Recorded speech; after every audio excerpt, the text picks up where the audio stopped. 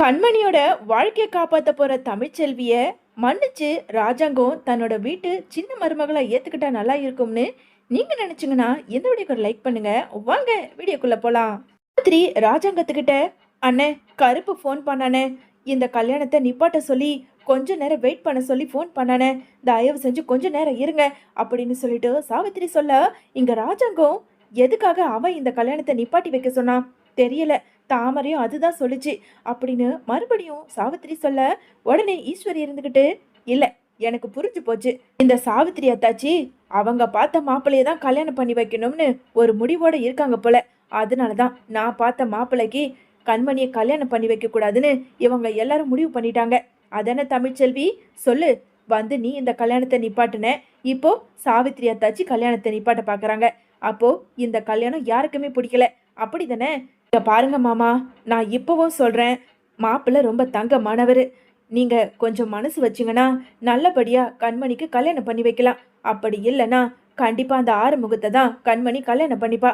நான் சொல்றத கொஞ்சமாவது காது கொடுத்து கேளுங்க அப்படின்னு சொல்லிட்டு இங்க ஈஸ்வரி தன்னால முடிஞ்ச அளவுக்கு போராடிக்கிட்டு இருக்க. இன்னொரு பக்கம் இங்க மாப்பிள்ளை இருந்துகிட்டு, அப்பா என்னப்பா, இந்த பொண்ணு எவன் கூடயே ஓடி போனது தெரிஞ்சும் நான் கல்யாணம் பண்ணிக்கிறேன்னு சொல்லி ஒத்துக்கிட்டேன். அப்பையும் இவங்க என்னமோ இழுத்துக்கிட்டு இருக்காங்க. சீக்கிரமா தாலியை கட்டிட்டு நாம இந்த இடத்த விட்டு வெளியே போகணும்பா அப்படின்னு சொல்லிட்டு மாப்பிள்ளை சொல்ல, உடனே மாப்பிள்ளையோட அப்பா இருந்துகிட்டு, டேய் என்னடா சொல்ற, எதுக்காக இந்த கல்யாணத்தை முடிச்சுட்டு வெளியே போகணும்னு சொல்ற? அப்பா உனக்கு விஷயமே தெரியாது, யாரோ ஃபோன் பண்ணாங்கல்ல இந்த கல்யாணத்தை நிப்பாட்ட சொல்லி, அது வேற ஒன்றும் இல்லை, என்ன போலீஸ் தேடி வருது. டேய் என்னடா சொல்ற? ஆமாப்பா, ஹோட்டலில் பொண்ணுங்களை வச்சு நாங்கள் எல்லாரும் தப்பாக நடந்துக்கிட்டோம். அந்த விஷயம் தெரிஞ்சுதான் இவங்க வீட்டு சொந்தக்காரவங்க யாரோ ஒருத்தவங்க என்னோட ஃப்ரெண்ட்ஸை கூப்பிட்டுக்கிட்டு இங்கே வராங்களாம். ப்ளீஸ்ப்பா, ஒன்று இந்த கல்யாணம் நடக்கணும், அப்படி இல்லைனா நாம் இங்கேருந்து எஸ்கேப் ஆகணும், இல்லைனா நான் போலீஸில் மாட்டிப்பேன் அப்படின்னு மாப்பிள்ளை சொல்ல, என்னடா சொல்கிற? அப்படியா? ஐயோ, சரி சரி, நீ பொறுமையா இரு, எப்படியாவது அந்த பொண்ணு கழுத்தில் மட்டும் தாலியை கட்டிடு, அதுக்கப்புறம் அவங்களோட குடுமி நம்ம கையில், நீ பேசாமல் இரு. என்னங்க, நாங்களும் எவ்வளவு நேரம் தான் பொறுமையா இருக்கிறது? ஆளுக்கு இந்த கல்யாணம் நடக்கவே கூடாதுன்னு பேசிக்கிட்டு இருக்கீங்க. இங்க பாருங்க சம்மந்தி, ஏதோ ஈஸ்வரி சொன்னா ஏதோ நல்ல குடும்பம்னு சொல்லிட்டு தான் நாங்களும் சம்மந்தம் வைக்க வந்தோம். இங்க வந்து பார்த்தா பொண்ணு யாரு கூடயே ஓடி போய் வந்திருக்கு. சரி, அதையும் தாண்டி இந்த பொண்ணுக்கு ஒரு நல்ல வாழ்க்கையை கொடுக்கலாம்னு சொல்லிட்டு என் பையனும் ஆசைப்பட்டான். இப்போ எல்லாத்துக்கும் நாங்க சரிப்பட்டு வந்துட்டோம். ஆனா நீங்க என்னமோ யாரோ வரணும், இந்த கல்யாணம் நிப்பாட்டணும்னு ஏதேதோ பேசிக்கிட்டு இருக்கீங்க. இந்த மண்டபத்துல உங்க சொந்தக்காரவங்க மட்டும் வரல, எங்க வீட்டு சொந்தக்காரவங்களும் வந்திருக்காங்க. எல்லாரும் முன்னாடி எங்களை அவமானப்படுத்துறீங்களா அப்படின்னு மாப்பிள்ளையோட அப்பாவோ இங்க ரொம்பவுமே பேசிக்கிட்டு இருக்க. உடனே ஈஸ்வரி இருந்துகிட்டு, அண்ணா அண்ணா நீங்க எதுவும் அவசரப்படாதீங்க, கொஞ்ச நேரம் இருங்க. மாமா என்ன மாமா, மாப்பிள்ளையோட அப்பாவே ரொம்ப கோவப்பட ஆரம்பிச்சிட்டாரு. தயவு செஞ்சு இந்த கல்யாணத்தை நடத்துங்க, ஆளுக்கு இந்த கல்யாணத்தை நிப்பாட்ட பார்க்காதீங்க, தயவு செஞ்சு அப்படின்னு சொல்லிட்டு ஈஸ்வரி ரொம்ப கெஞ்ச. உடனே ராஜாங்க இருந்துகிட்டு, மோகனா யார் சொல்றதையும் நம்ம கேட்க தேவையில்லை, நீ முதல்ல கண்மணியை கூட்டிட்டு போய் மணமேடையில உட்கார வை, இந்த வாழ்க்கை தான் கண்மணிக்கு நல்லா இருக்கும் அப்படின்னு சொல்ல, இங்க மோகனாவோ, இங்க பாரு கண்மணி, அப்பா சொல்றது தான் சரி, நீ வா மணமேடையில வந்து உக்காரு அப்படின்னு சொல்லிட்டு வலுக்கட்டாயமா கண்மணியை கூட்டிட்டு போய் அங்க மணமேடையில உட்கார வைக்கிறாங்க. இன்னொரு பக்கம் இங்க தமிழ்ச்செல்வியோ கருப்புக்கு ஃபோன் பண்ண, இன்னும் கொஞ்ச நேரத்துல வந்துருவேன், கிட்ட நெருங்கிட்டேன் அப்படின்னு சொல்லிட்டு இங்க பேசிக்கிட்டு இருக்க. எல்லாருமே பதட்டத்தோட இங்க கல்யாணத்தை பார்த்துக்கிட்டு இருக்க. அந்த நேரம் இங்க ஐயருமே கெட்டி மேளம் அப்படின்னு சொல்ல, அந்த மாப்பிள்ளையோ தாலியை கட்ட போற நேரம், அந்த நேரம் இங்க வாசல்ல நின்று வந்து கல்யாணத்தை நிப்பாட்டுங்க அப்படின்னு தாமரை சொல்ல, உடனே ஈஸ்வரி இருந்துகிட்டு, என்ன தாமரை இது, எதுக்காக இப்போ இந்த கல்யாணத்தை நிப்பாட்டணும்? ஆளுக்கு வந்து கல்யாணத்தை நிப்பாட்டுனா என்னதான் உங்க மனசுல நினைச்சுக்கிட்டு இருக்கீங்க? கொஞ்ச நேரத்துக்கு முன்னாடி உன் அம்மா கல்யாணத்தை நிப்பாட்ட சொன்னா, இப்போ நீ வந்து நிக்கிறியா? மாப்பிள்ள நீங்க தாலியை கட்டுங்க அப்படின்னு சொல்ல, அங்க வந்த கருப்பு இன்ஸ்பெக்டர் இருந்துகிட்டு, இன்னும் ஒரு அடி நீ தாலியை கட்டுனா உன்னை இங்கேயே சுட்டு தள்ளிடுவேன் அப்படின்னு இன்ஸ்பெக்டர் சொல்ல, அங்க இருந்த மாப்பிள்ளையோ தாலியை கீழே வச்சுட்டு எழுந்து நிக்கிறாரு. உடனே இங்க ராஜாங்க இருந்துகிட்டு, என்ன இன்ஸ்பெக்டர், ஆளுக்கு வந்து கல்யாணத்தை நிப்பாட்டிக்கிட்டு இருக்கீங்க? கருப்பு என்ன கருப்பு, கொஞ்ச நேரத்துக்கு முன்னாடி சாவித்திரிக்கு ஃபோன் பண்ணி இந்த கல்யாணத்தை நிப்பாட்டி வைக்க சொன்னியா? என்னதான் நீங்க எல்லாரும் மனசுக்குள்ள நினைச்சுக்கிட்டு இருக்கீங்க அப்படின்னு சொல்லிட்டு ராஜாங்க கேட்க, மாமா என்ன மாமா, என்ன காரியம் பண்ண பார்த்துட்டீங்க? தமிழ்ச்செல்வி எவ்வளவோ போராடி இந்த கல்யாணத்தை நிப்பாட்ட பார்த்துருக்கு, ஆனா நீங்க இந்த கல்யாணத்தை நடத்த பார்த்துருக்கீங்க. ஏய் இன்னமும் எதுக்காகடா நீ மணமேடையில உக்காந்துக்கிட்டு இருக்க? உனக்கெல்லாம் அந்த மேடையில் உட்கார கூட தகுதியே கிடையாது அப்படின்னு சொல்லிட்டு கருப்பு வேக வேகமாக போய் மாப்பிள்ளையோட சட்டையை பிடிச்சி இழுத்துக்கிட்டு வந்து நிற்க வைக்க உடனே ராஜாங்க இருந்துக்கிட்டு கருப்பை ஓங்கி பலார்னு ஒரு அறை கொடுக்குறாரு. உடனே தமிழ்ச்செல்வி இருந்துக்கிட்டு, மாமா எதுக்காக இப்போ நீங்கள் அண்ணனை அடிக்கிறீங்க? ஏன் எதுக்காக இவன் மாப்பிள்ளை இப்படி கூட்டிகிட்டு வந்து நிற்க வச்சிருக்கான்? டே கருப்பு, என்னடா என்ன தாண்டா இங்கே நடந்துக்கிட்டு இருக்கு? ஐயோ கடவுளே, எனக்கு தலையே சுத்துது, என்னதான் நடக்குதுன்னு சொல்லுங்க அப்படின்னு சொல்லிட்டு ராஜாங்கம் ரொம்ப எமோஷனலாகவும் கோபத்தோட பேசிக்கிட்டு இருக்க.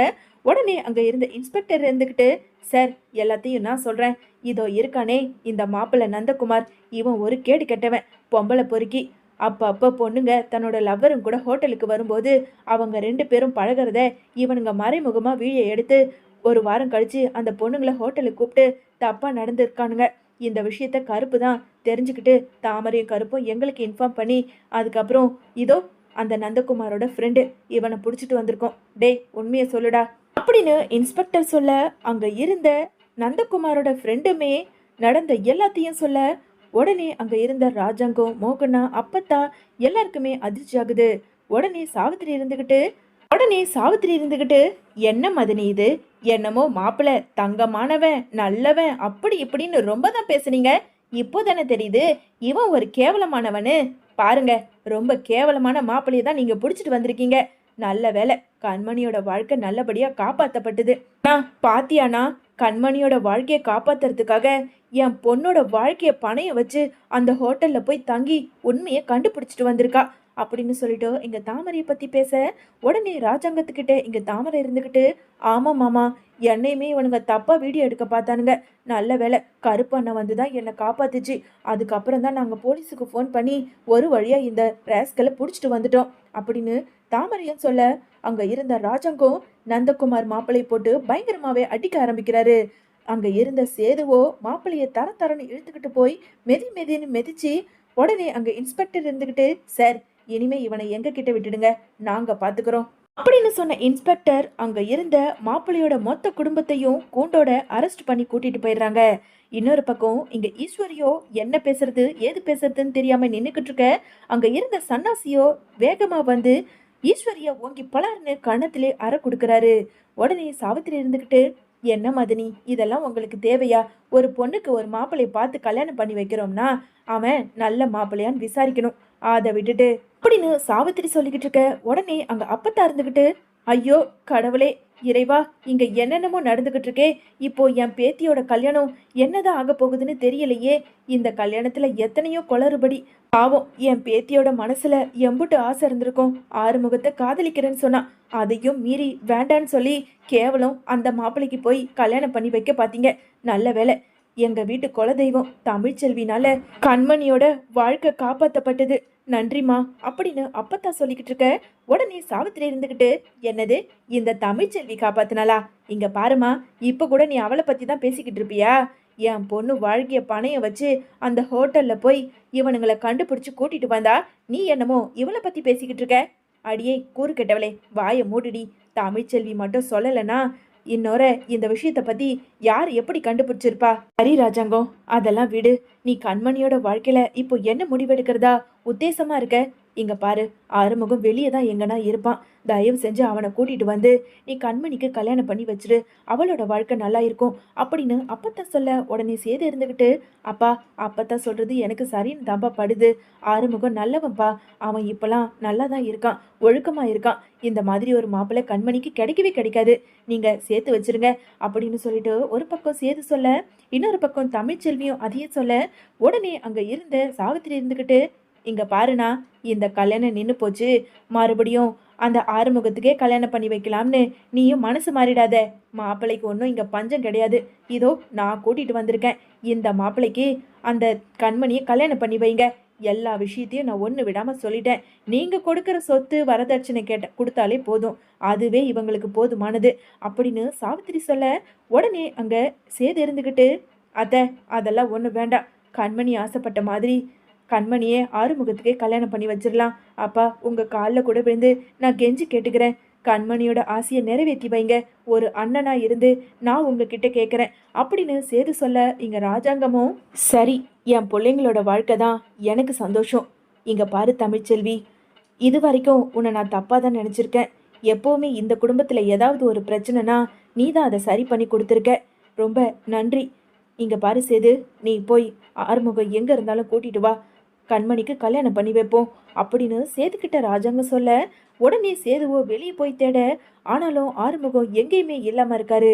அப்பா, ஆறுமுகத்தை சுத்த முத்த தேடி பார்த்துட்டோம், எங்கேயுமே இல்ல அப்படின்னு சேது சொல்ல, உடனே சன்னாசி இருந்துகிட்டு, அவனை நாங்க எல்லாரும் அடிச்சு துரத்திட்டோம், எங்க போனான்னு தெரியல அப்படின்னு சன்னாசி சொல்ல, உடனே கண்மணி இருந்துகிட்டு, கண்டிப்பா அவர் வேற எங்க போயிருப்பாரு, அந்த பொன்னியம்மன் கோவில்ல தான் இருப்பாரு, சீக்கிரமா போய் கூட்டிட்டு வாங்க அப்படின்னு சொல்ல, இங்க சேதுவோ கொஞ்ச நேரத்துல போய் ஆறுமுகத்தை சமாதானப்படுத்தி இங்க மண்டபத்துக்கும் கூட்டிட்டு வந்து நல்லபடியா ரெண்டு பேருக்குமே கல்யாணம் பண்ணி வைக்கிறாங்க.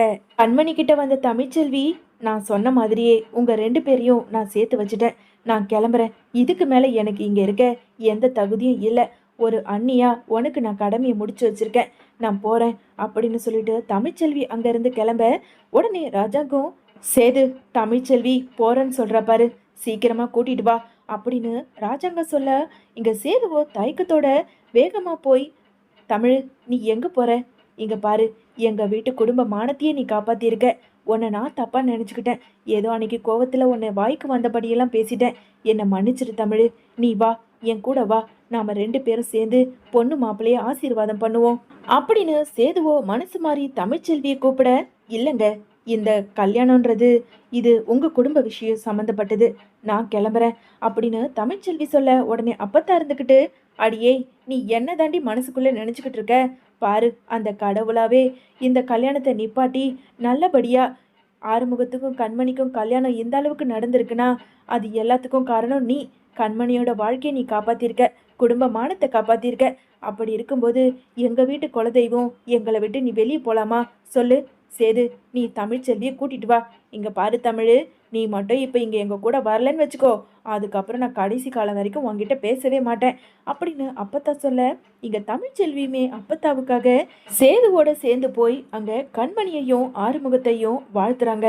இதை எல்லாத்தையும் பார்த்துக்கிட்டு இருந்த தாமரை இருந்துகிட்டு, அம்மா, என்னம்மா இது, நான் போய் அவ்வளவு தூரம் போராடி கிராடி அங்க சாட்சியை கூட்டிட்டு வந்தா இவ என்னமோ பாராட்டு வாங்கிட்டு இருக்கா. இன்னொரு பக்கம் இங்க சித்ராவோ ஈஸ்வரி கிட்ட, அம்மா, என்னம்மா இது, எப்படியோ இந்த கல்யாணத்தை நடத்தி கடைசியில சொத்துல பாதி எழுதி வாங்கிடுறேன்னு சொன்னேன், கடைசியில கல்யாணமும் நடக்கல, இப்போ உன்னை ஒரு மனுஷியாவும் மதிக்கல, என்னதாம்மா இது அப்படின்னு சொல்லிட்டு இங்க சித்ரா சொல்லிக்கிட்டு இருக்க, உடனே அங்க சன்னாசி ஈஸ்வரி கிட்ட வந்து, இங்க பாரு, இனிமே இந்த வீட்டு பக்கம் வந்துடவே வந்துடாத, உன்னையெல்லாம் என் பொண்டாட்டின்னு சொல்லிக்கிறதுக்கே கேவலமா இருக்கு, பணத்துக்காக கண்மணியோட வாழ்க்கை அழிக்க பார்த்துருக்க, ச்சே, நீ எல்லாம் ஒரு மனுஷி தானா அப்படின்னு சொல்லிட்டு இங்க ஈஸ்வரிய காரி துப்பிட்டு அங்க இருந்து சன்னசியுமே கிளம்புறாரு.